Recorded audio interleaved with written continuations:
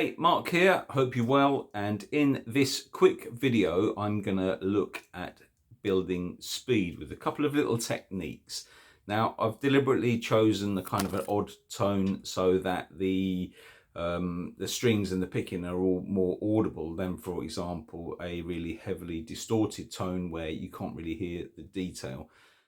It's often easier to play faster with a distorted tone because some of the details of the picking kind of get lost in the distortion. So that's why I've chosen just a really average tone. It's not a particularly nice tone, but it cuts through enough to show you what we're going to try and do today. So this is part of a major scale.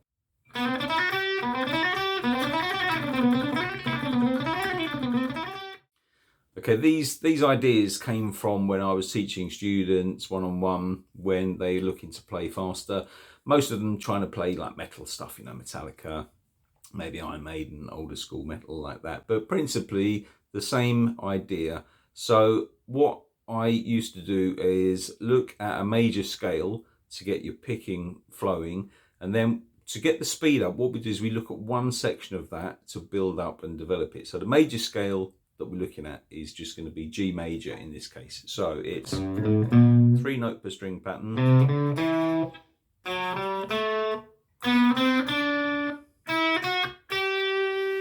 Now, quite often when you're trying to build speed up, when you've got a repetitive pattern across the strings, it's easier because the finger memory, the muscle memory, develops a little bit better. So for example, the beginning bit of this scale is on 3, 5, 7, and again on the A string. So when you're going across the strings, your fingers can stay in the same place. Now, often it's when you transition across that those then become a bit of an issue, because you're going across a different string and you're changing finger or changing fret, or sometimes both. So let's have a look at the part that goes from the A string up to the D. I'm on fret 4 there, 5, 7. So the second part of that pattern, if you like, is going to there. So quite often the stumbling block is the bit that you're actually changing not only string, but then fret. So the part where you're going across there is the bit that makes a difference. It's the same then as you go through the D and the G strings. Okay, so now you've got a bit more repetition.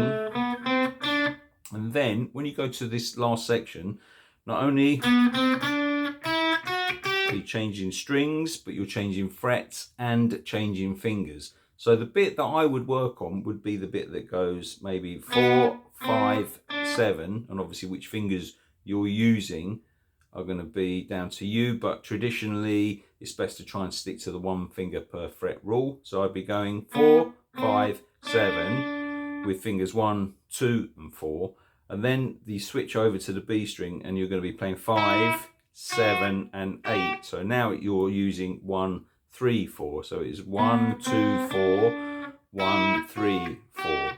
So the bit that I would work on would be the bit that goes like this. And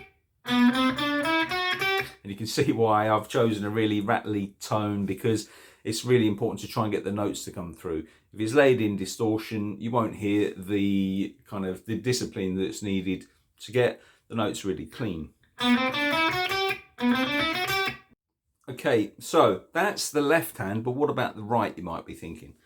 So traditionally, I tend to mix up my picking. Now, when I first started playing, what I should say is when I first started getting really serious about my playing, I've been playing for 10 or 12 years before I really got into it, I sort of went back and looked at my picking because it was pretty untidy. There was stuff that I couldn't really play very well. So I looked at what I was doing with my right hand there and looked at whether I should be down picking, up picking, you know, and there's all these different pickings that you might have heard of: alternate picking, economy picking, sweep picking, all this kind of stuff.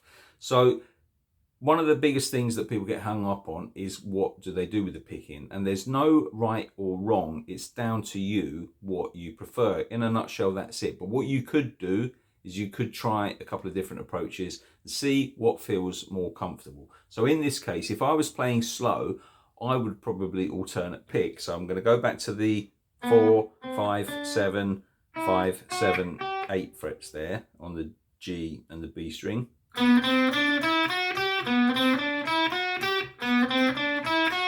And I'd probably just alternate pick that.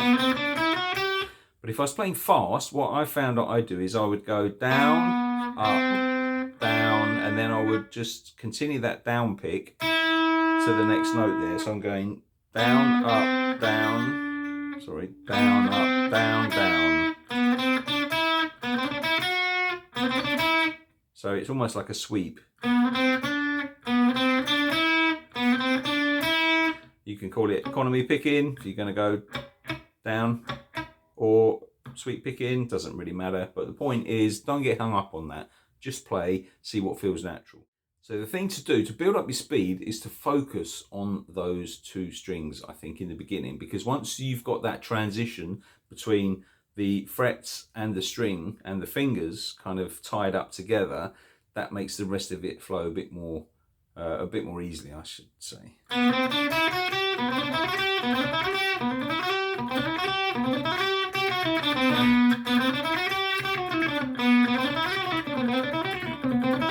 So it's a bit of a naff tone, but it's cutting through, which is the point. You know, I don't want to lose it in distortion. And then once you've done that, getting through the rest of the scale, because we've got our 2 octaves there, 1, and then into the 2nd octave.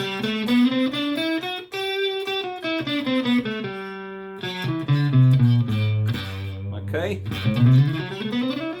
and it just helps you with the speed. So to wrap this up, just get stuck into developing the two together. Go slow. There's no need to kind of rush through it, because the point is you want to be very deliberate about your picking, because the more deliberate you are with this, the more decisive you are on down, up, down, down, if that's the route you choose. The slower you can kind of get that done to begin with, then the faster and the more natural it will be as you speed up. So you're going to sound a bit clunky at first, even if you just work on that, and gradually.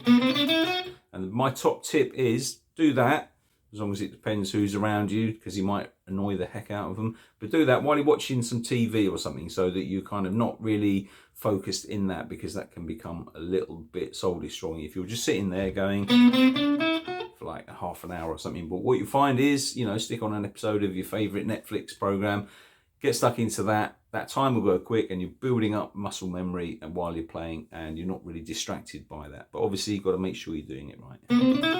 Okay, so I hope that video helps you in some way if you're looking to improve your speed and sharpen up some of your technique. I'd just like to mention that I'm running a series of live workshops at the moment, so I'll be able to interact personally if that's of interest to you, if you're a beginner or even an intermediate, or even if you've been playing a while and want to take your playing up to the next level but have found some sticking points. So, link below if that's of interest to you. There's another video in there which goes through some other techniques. And, you know, if you want to find out more information about it, it's all down below. Okay, thanks for watching. See you in the next video. You take care.